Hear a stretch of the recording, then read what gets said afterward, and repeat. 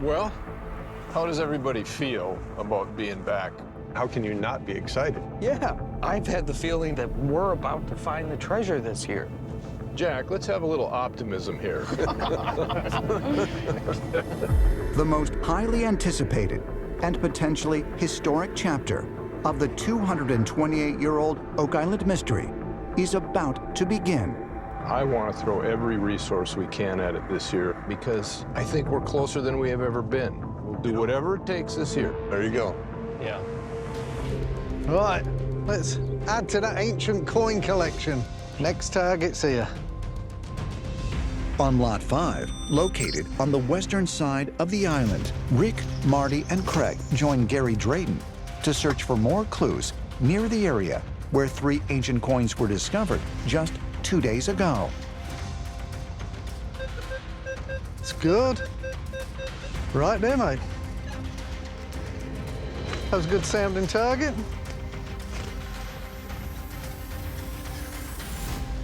We're gonna have to pry him out of there. All right, Gary, try that. See what we got. So it's underneath this pile.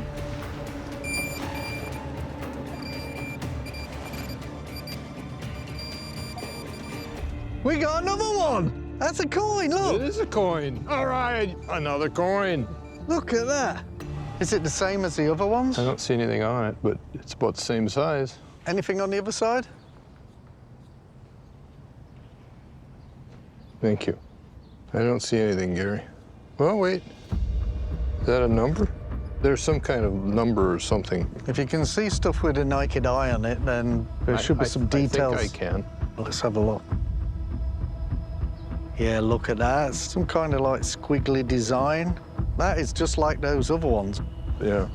These are old. That's brilliant, mate. Well, I'm flabbergasted. We have a half a Roman coin, verified by experts. We have 4 new coins. That's 5 coins found on this Lot 5 that are all inexplicable. So we're gonna get Sandy Campbell. He's been out here before. He's a numismatic expert, and he's gonna tell us all about these coins. You can see by the patina, I mean, that's been in circulation a while. And basically, it's just change. It's an awfully good shape. Yeah. What a day on Lot 5. Oh, yeah. Bag it and tag it. Yep. Call it a Put it in day. the bag. Wow. Smell that ancientness.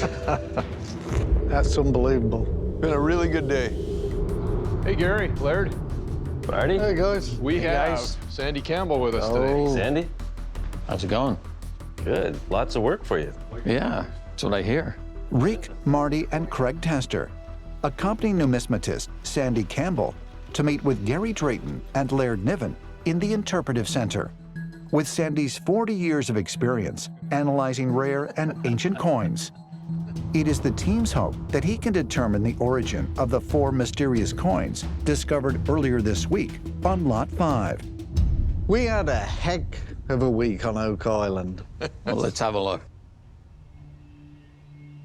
It's interesting.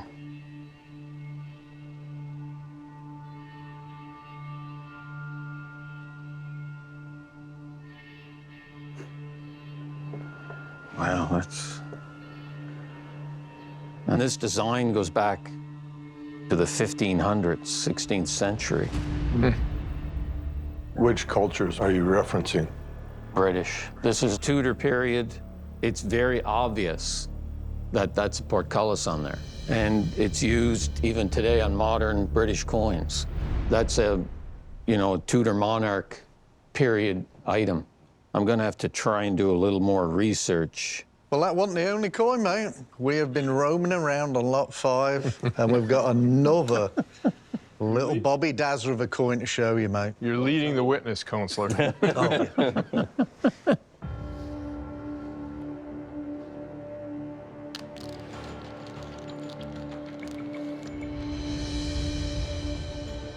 This is pretty obvious. Okay. Well, this here you can see the pretty common design of Roman coin. What is it? You said it was obvious. What does that mean? It's a Roman coin from probably between 1 and 300 AD, if I'm allowed to use AD. My new best friend. Over the past year, this is the second coin found on Lot 5 that has been verified to be more than 1,000 years old and of Roman origin. The questions now are, when were they brought to Oak Island and who brought them here? Had somebody told me that we would find this here, I would have said, no, no, we're not going to find Roman coins here. No, but here we are with number 2. All right. But you are quite definitive about 100 to 300 AD. Yeah, yeah. Well, this is all great, mate. But we've got some more candy for Sandy, mate. We've got more coins. Sandy, I have the honor of being the one who dug this coin up. Of course, Gary found it. And that is unique because I never find anything. Well, it's interesting. I'm seeing things that appear to be design, but nothing that's given me feedback where I can identify. What could that be? It could be Indian. Indian like India. India, yeah. You know, like 6th, 7th, 8th century type thing. Jeez. It's a box we haven't ticked off yet. No. Yeah, yeah. We found English coins. We found Spanish coins. Now we found an Indian coin. We found a Chinese coin. Who gathers all these weird, non-associated coins? I'm just trying to make sense out of something that doesn't appear to make sense. We've got another little coin to show you. I hope that one's just as interesting. Yeah. Very tiny. Like the detail for this type of coin is quite pronounced. It is? Yeah, this is clearly Roman design. So, it is a Roman coin? Absolutely, yeah. 2 for 2. Brilliant. Remember when we were out there high-fiving? Yeah, yeah. Now we know why. What do you see on there? I think this is a male portrait. You got more of a pointed chin, bigger nose. And then on the reverse, you've got two conjoined people here, I think.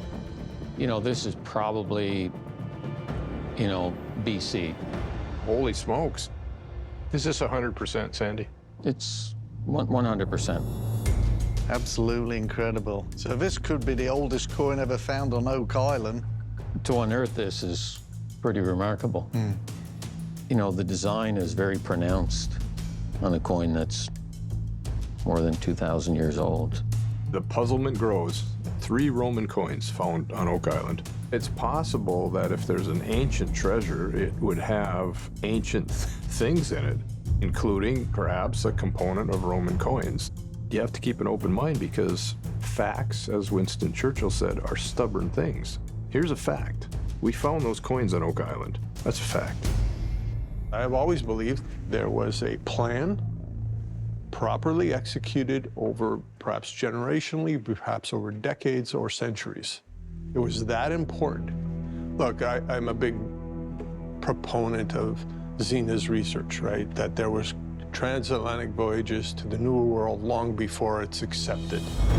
In 2016, when Zena Halpern gave the team a reported 14th century map of Oak Island that she believed to have been created by members of the Knights Templar, she also shared a second believed Templar map of Nova Scotia, dating back to the 12th century.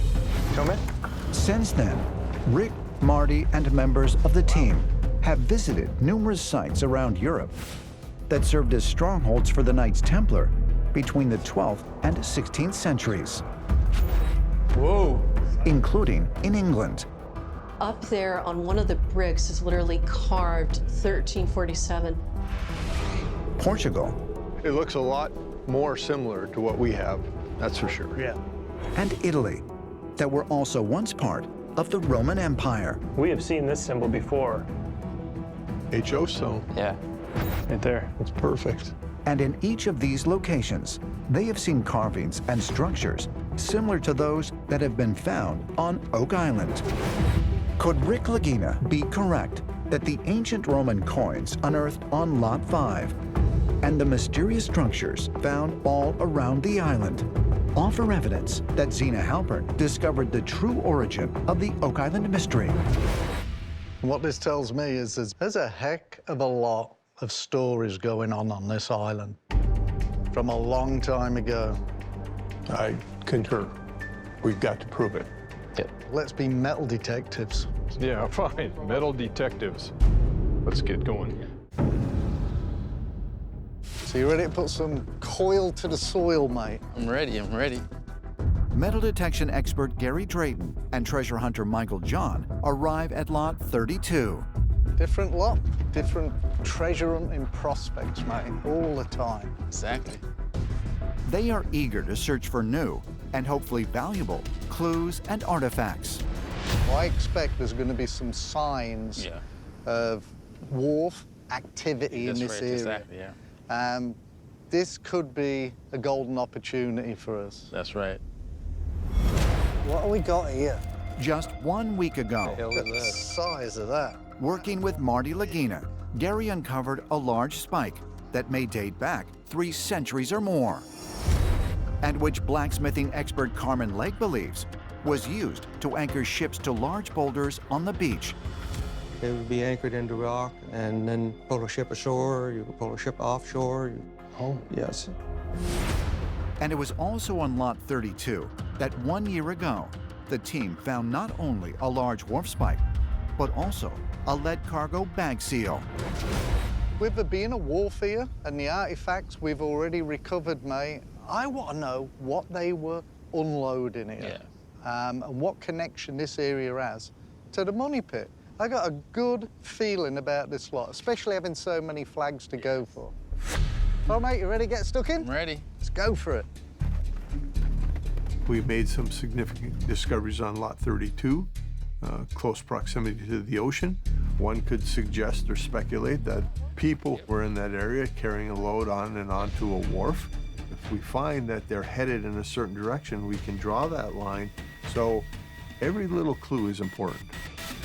All right, mate, another good two-way repeatable signal.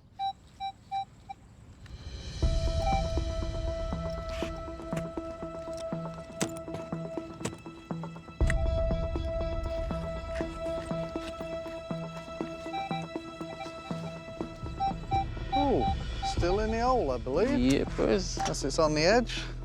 Come on, baby, be in there. Oh, look how That's deep deep. that is, mate. Yeah. Yep. Okay, I was telling you, Michael, Yeah. the deeper it is, the older it normally is.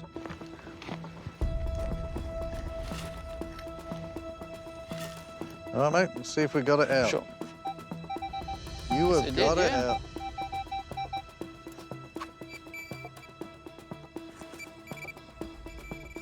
Here we go. I always get excited when you see this edge. You see that nice round edge there, mate? Is it a coin or is it a button? It'll be a coin. It's a coin, mate! It's a coin! Yes. Look at that! Oh my gosh. On Lot 32, just west of the swamp, metal detection expert Gary Drayton and treasure hunter Michael John have just made a potentially valuable discovery. Now, I don't know how old, mate, and it is always tempting just to rub it, but Yeah. we can't, just in case we damage it. Exactly, yeah. Get this to Kelly in the archaeology trailer, mate. He'll do his business on this. But why I'm excited about this coin, mate, it looks like an old British copper.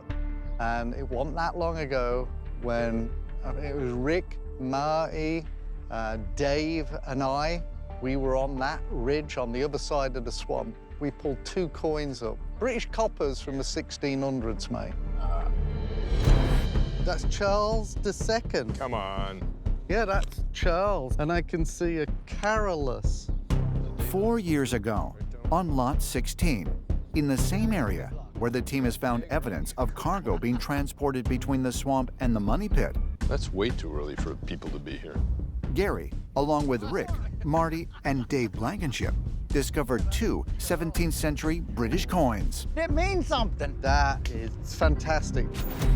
This has been taking a dirt nap for a very long time. Although the team has found evidence dating as far back as the 14th century of both French and Portuguese activity on Oak Island, could this coin offer possible evidence that a British operation to hide valuables here took place sometime later, perhaps in the 17th century. Can't believe how thin the coin is, you know? Which is great for us. The thinner it is, the more chance that it's an older coin. Dang, mate, this is brilliant. Oh, fantastic. You can't beat it. No. This is the reason why Michael, John, and I came back to Lot 32, the chance of holding a beautiful old coin like this in our hands. This has got 1700s written all over it, and I'm fairly certain when this coin is cleaned up, there is going to be a king on it. Oh, beautiful. Love it. You can't beat it. Today's going to be a good day, Rick. I can feel it in my wand. Rick Lagina joins metal detection expert Gary Drayton on Lot 25, located on the western end of the island, to continue their investigation of the site where late 18th century landowner Samuel Ball built a thriving homestead. The only safety gear we need on for this, mate, is sunglasses. Because when we see the shine of that gold and silver, mate, could damage your eyes. That you've got to prove, Gary. I believe you. I trust you. I'll dig as far as you need me to dig, but you got to find it. Okay, mate. Because the Ball Foundation is a protected site, Gary is only permitted to dig up targets he previously marked with flags, while under the supervision of provincial archaeologist Laird Niven.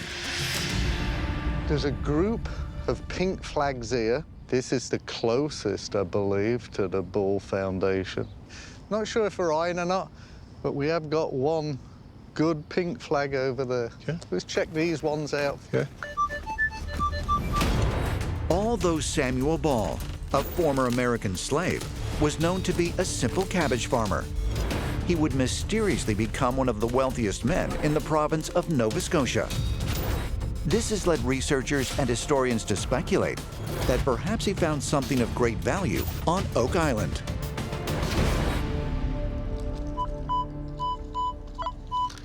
Yeah, my guess is just there, mate. It's to this side of that little stump.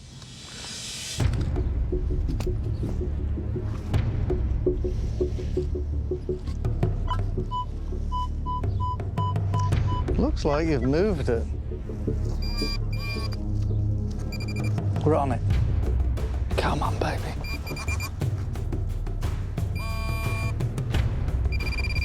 It's in my hand. What have we got here?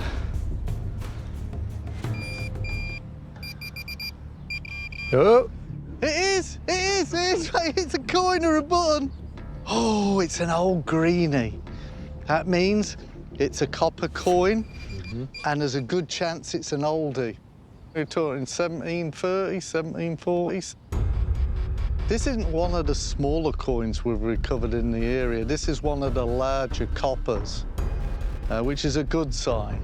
Whenever you find large copper coins on Oak Island, you've got a good chance that one of them's going to be a British penny. Because of those really old pennies we found. everything that's found on Lot 25 could be attributed to Samuel Ball. It's hard not to get excited. It's hard not to get enthused. It's hard not to say, well, let's keep going. And, you know, we'll see what the coin says. Sandy should be able to clean that up really, really well. Oh, man, I'm so pleased we flagged this. And we've got a coin to put in the bag. Mm-hmm. I like this. Coin. I know, you smile, you grin, you... I can't wait for you to find a gold or silver. I mean, you're going to be jumping 6 feet in the air. Well, who knows what else is here, mate? We've got more flags to go. Yep.